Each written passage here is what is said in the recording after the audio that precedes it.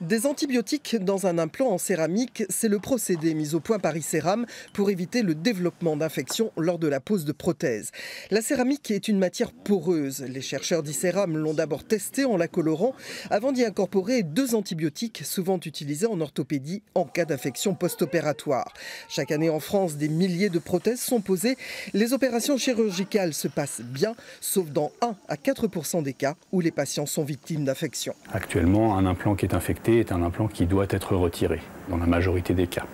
Le but de cet antibiotique qui serait relargué localement, c'est une antibioprophylaxie, c'est-à-dire éviter que l'implant ne s'infecte. Concrètement, l'implant en céramique remplace le morceau d'os auquel la prothèse est reliée. Dans le procédé d'ICERAM, l'antibiotique incorporé va se diffuser dans la partie opérée pour prévenir l'infection. On parle de relargage. Sur les premiers tests que l'on a, sur différents cubes de différentes tailles et de différentes formes, globalement, ça ressort en une journée.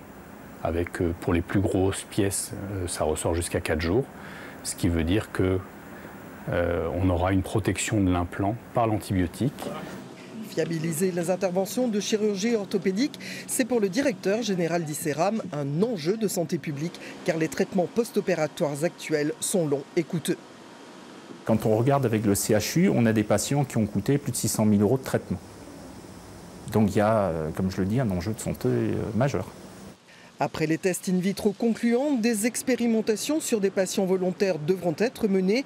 Et avant la mise sur le marché de sa céramique chargée en antibiotiques, ICERAM devra obtenir le feu vert de l'Agence nationale de sécurité du médicament.